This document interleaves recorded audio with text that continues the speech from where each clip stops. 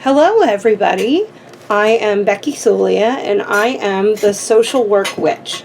Now, if you're new here, welcome.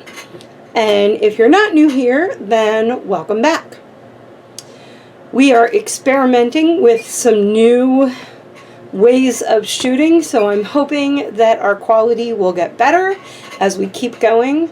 But I'm hoping that you will all continue to be patient with me because I am new at filming and new at video editing, although certainly not new at social work or being a witch. So again, welcome and welcome back. Today we're in my craft room. You can see it's a slightly different environment from what you're usually seeing because I spent, oh my gosh, maybe 15 or 16 months working out of this room over the past year. As most of you know, we've been in quite the worldwide pandemic for the past year and a half, and I have spent a great amount of my time working from home. And if you were one of my telehealth clients that I would have seen for the past year and a half, this would be the view that you saw most frequently, me sitting in my craft room at my little desk here and talking to you either on my laptop or my phone.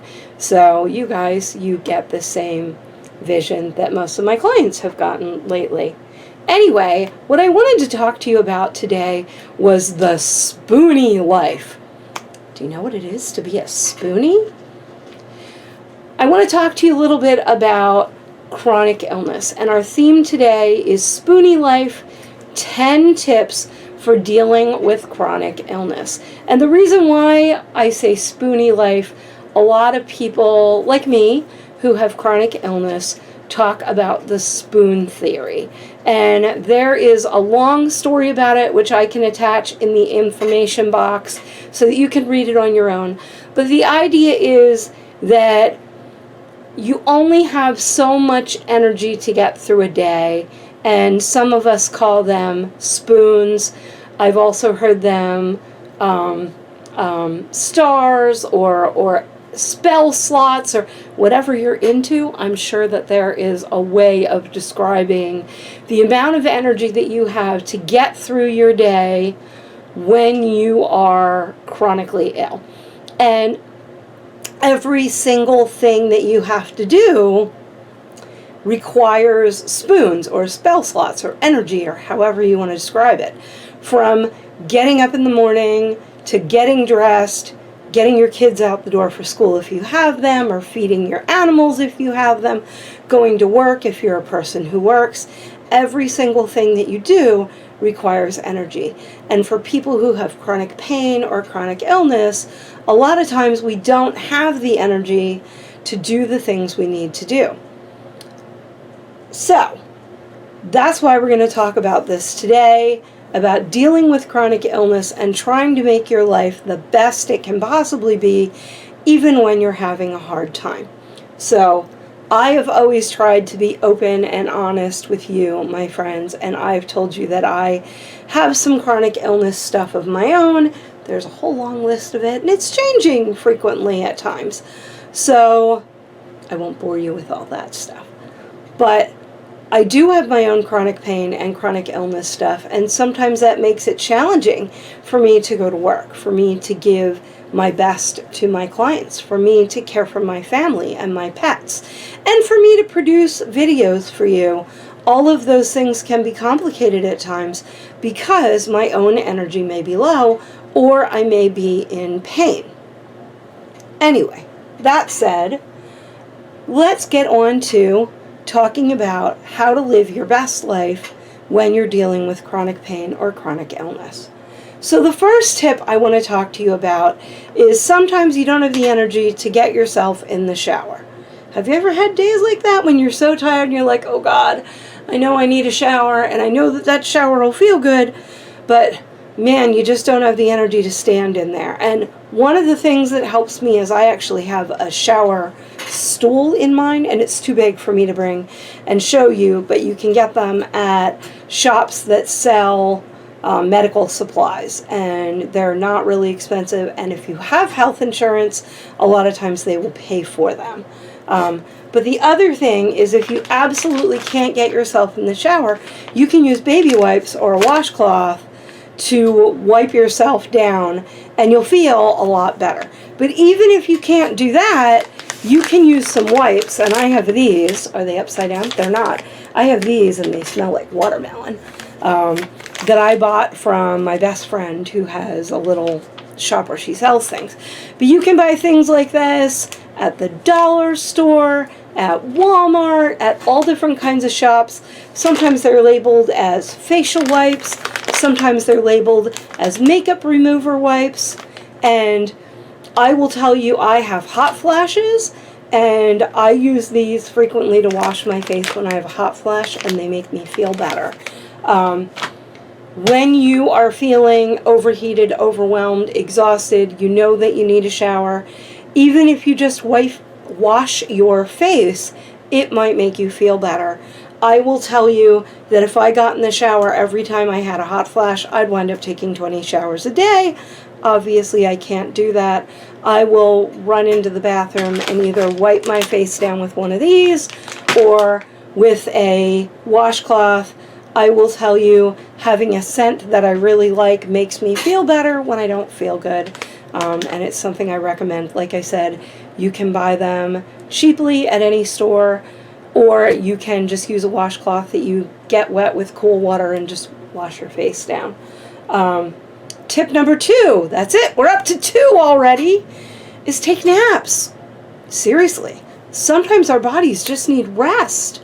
If you are in a position where you are able to take a nap during the day, do it. If you have small children at home and they nap, I will tell you, take naps when they do. I swear to God, your house, I know you get frustrated with dishes and vacuuming and whatnot, but you know what? The dishes and the vacuuming will still be there. You need to nap sometimes to take care of you. If you have a job where you can take a break in the middle of the day and you can take a nap, do it. I used to work a job where I did family-based therapy, and I went to people's homes, and if I had a break in the middle in between people's houses, I would pull my vehicle into a park under a tree, and take a nap in the back of my vehicle, because it helped me feel refreshed and I was more able to get out there and take care of my people. Sometimes your body just needs to rest. Take a nap. Tip number 3, drink water. Seriously, I'm going to do it right now. Okay, but seriously, sometimes, not sometimes, all the times, our bodies are like 70% water, and we need water to make all of our organs function. If you don't like the taste of water, I hear that from a lot of people, you can add different flavorings to it. I put lemon juice or orange slices in mine. Sometimes people buy these little packets. There's one. Wait, that one's backwards. There we go. These little packets in their water that make it flavored. Or they buy those. It's like they used to have ones that were called Mio that you squirted in there, and it just gave it a flavor. Whatever you choose to do, it's okay. Just keep drinking it. I have this huge, look, it's like bigger than my head. I have this huge cup. It's 32 ounces. I fill it up with ice and water probably 4 or 5 times a day. I just keep filling it because it makes me feel better when I continuously drink water. I know there are some people who have health conditions where drinking water makes them feel sick.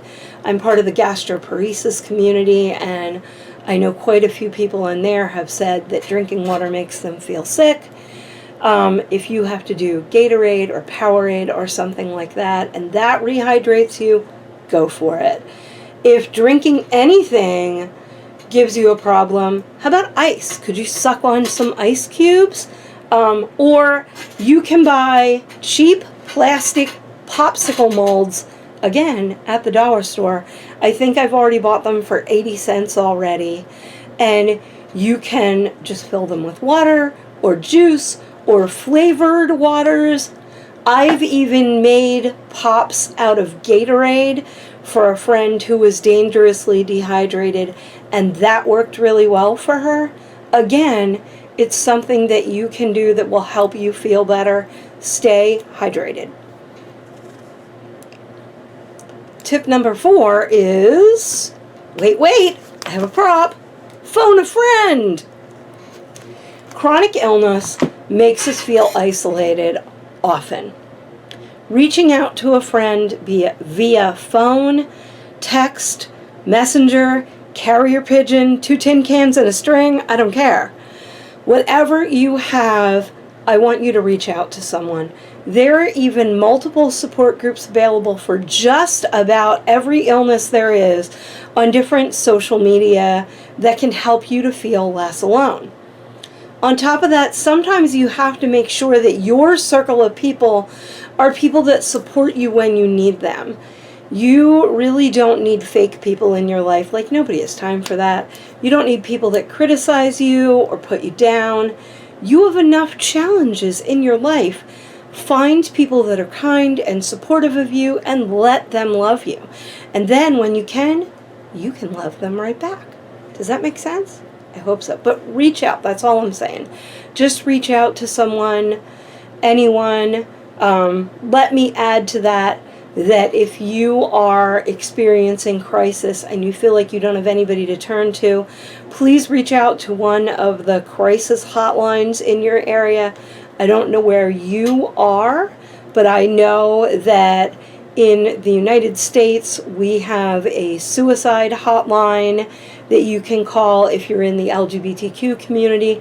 There's the Trevor crisis line that you can call, and every country has their own different hotline.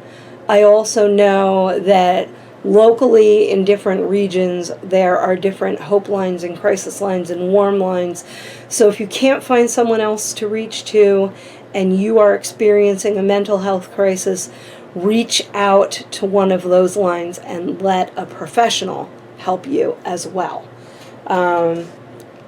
We are at number 5, and that is stock your pantry and your fridge with foods that you can eat that require no preparation. Because I personally have experienced it where I'm exhausted from working, and by the time I've, gotten ready for work, driven to work, worked all day, driven home from work, come in my house, I then might have enough energy to prepare food, or I might have enough energy to eat food, but not both. That can be problematic, right? So I found that having some foods I can eat that require no preparation is handy. I even sometimes have them in the car before I come in the house, like if I'm going to eat a cracker before I come in the house, because it gives me the strength to get from my car into the house. Things like crackers, peanut butter, cans of tuna and chicken, fruit. I've already bought pre-cooked chicken breast strips that stay in the freezer, tortillas, bread that you can just make yourself a PB&J, whatever it is, so that you have some nutrition going into you. That's all that matters. I just want you to have some nutrition. Another thing that's been helpful to me is meal replacement drinks. This one's a little dusty, but things like Boost and Shore or Carnation breakfast drinks. I have these. They're called Orgain. Let me line them up there. I really like them. But again, I'm not sponsored by any of them. Find the one that works for you. If you can't do dairy, there are non-dairy versions. There are even clear versions that look like Gatorade that are still a meal replacement drink type thing. I just want you to have some nutrition in you when you can't physically make something.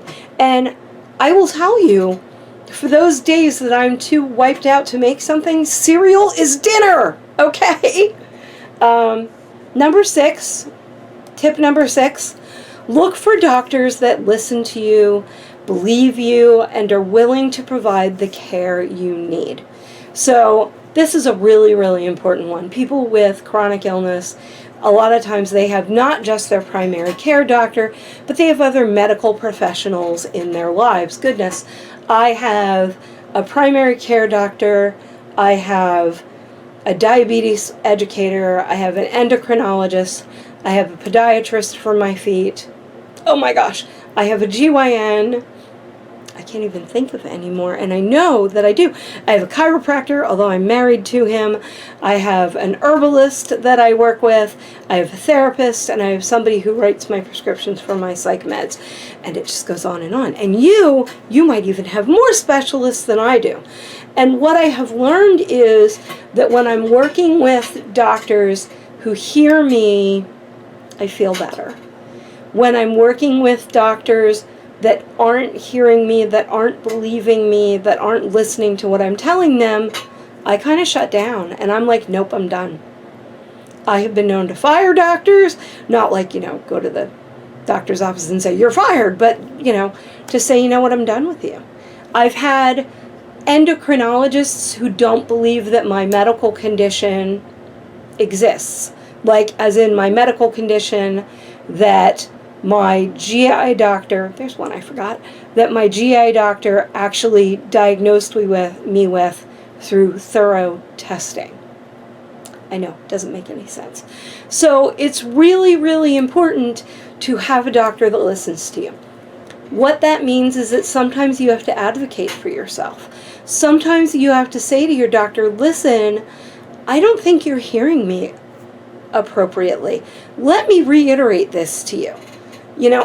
And what I've found, and I had to learn this the hard way, is that I sometimes have to say those things to my doctors. Listen, I know that you have been working as a doctor for a really long time, but I've been living in my body for 49 years now. And I know how my body works. And I know that something about this isn't right, and I really need you to hear me. If you advocate for yourself, and your doctor still isn't hearing you and they're still not listening to you, then you need to find somebody else. You can do that by reaching out to another doctor that's in their facility, by finding another doctor in your area. Since the pandemic, the rules have changed about telehealth, so you may actually even be able to find a doctor from another community who can see you through video chat. You can reach out to your insurance company if you have health insurance. You can usually flip your card over, and on the back of your card is a 1-800 number.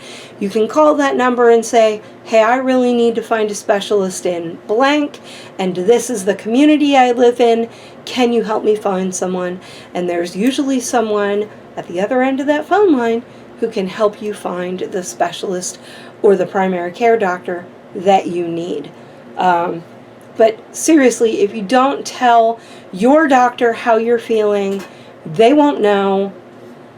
And if, like I said, if the doctors you're talking to are not listening to you, it's time to find another one.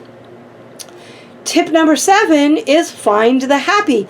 This tip actually comes courtesy of my best friend, Danny, and she is down in Jacksonville, Florida. Hello, Danny in Jacksonville, Florida.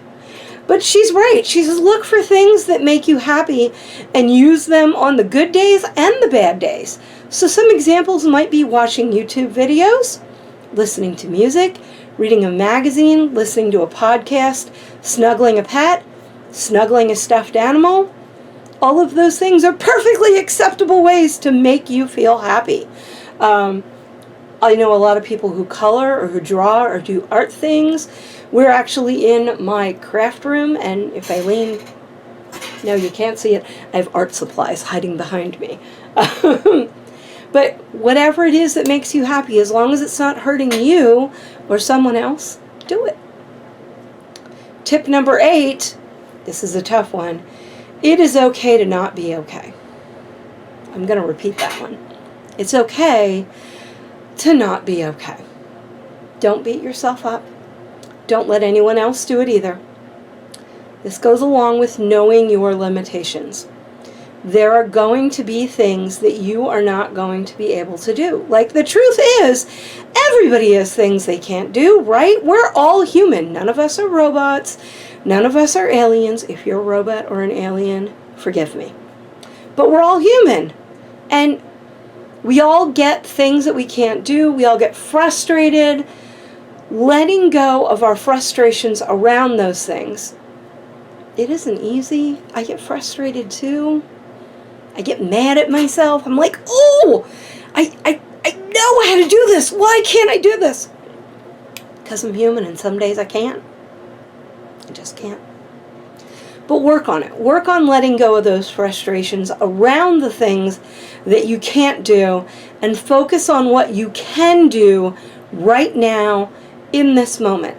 And right now in this moment, if all you can do is breathe and rest, then that's what you need to do. We're getting close to the end.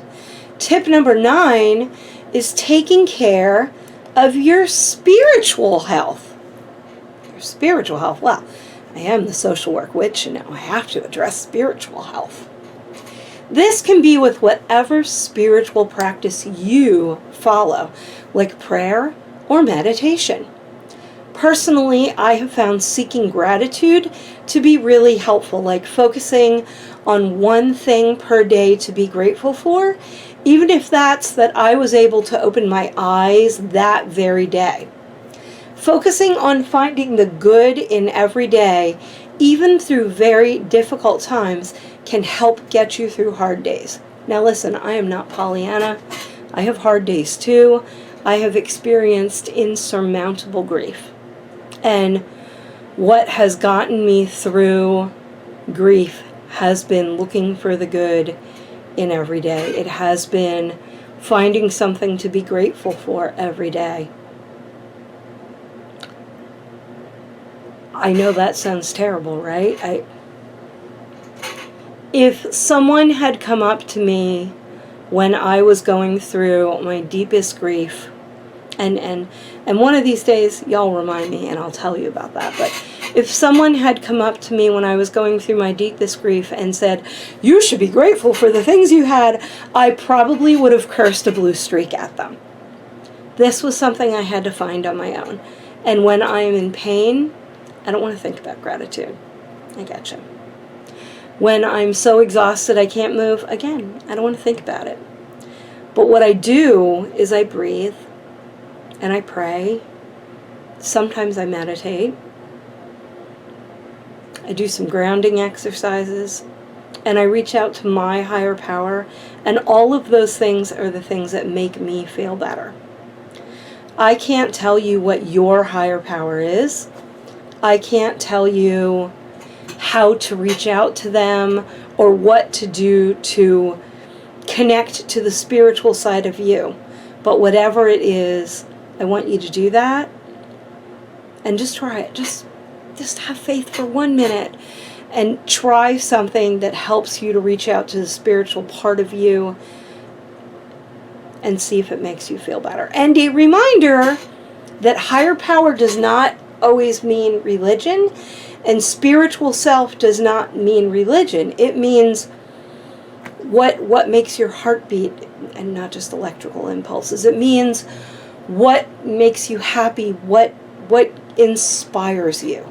And what inspires you could be the wind blowing or the stars in the sky or the green of the leaves or the sound of the ocean. What inspires you? Think about that. Finally, 10. We're at 10 already. Oh my goodness. This is 10 tips for dealing with chronic illness. And number 10, of course, is mind your mental health. The truth is we all have really rough days, and dealing with chronic illness can make your hard days even harder. If you can, reach out to a therapist to help you manage your mental health. Even if you don't have health insurance, there are mental health clinics in lots of communities that have low cost and even free options to help you get the care that you need.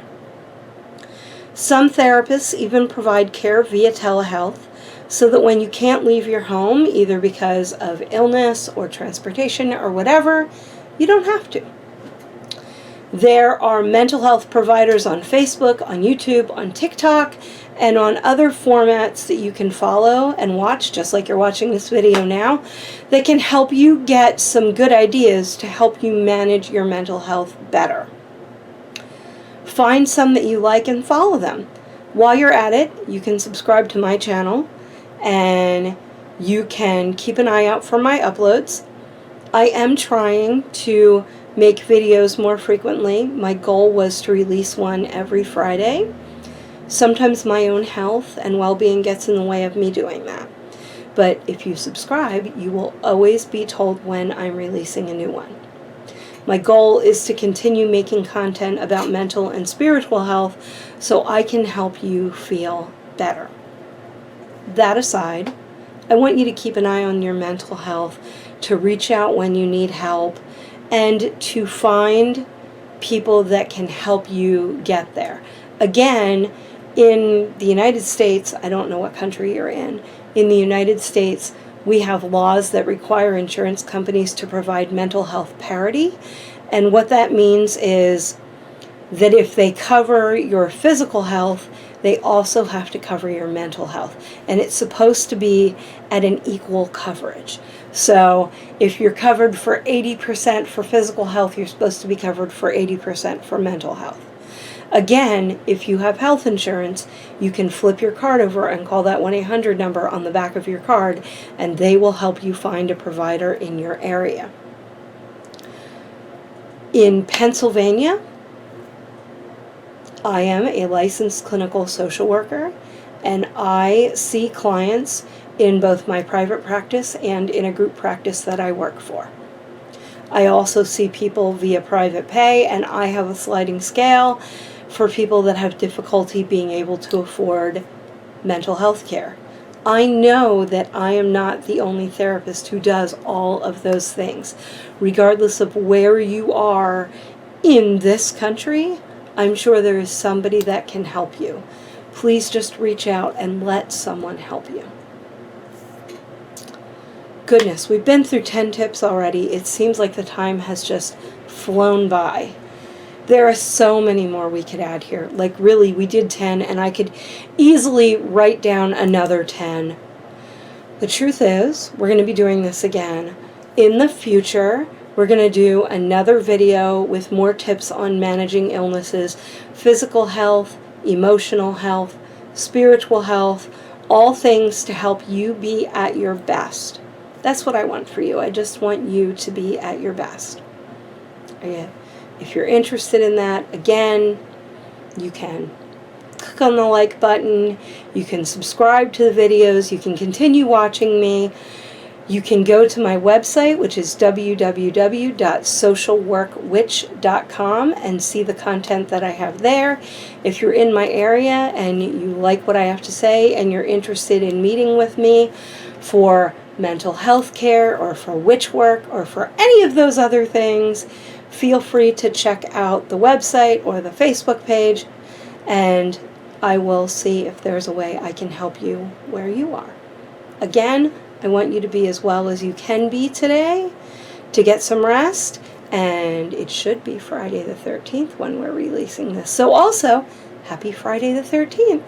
Thank you, everybody. Bye-bye.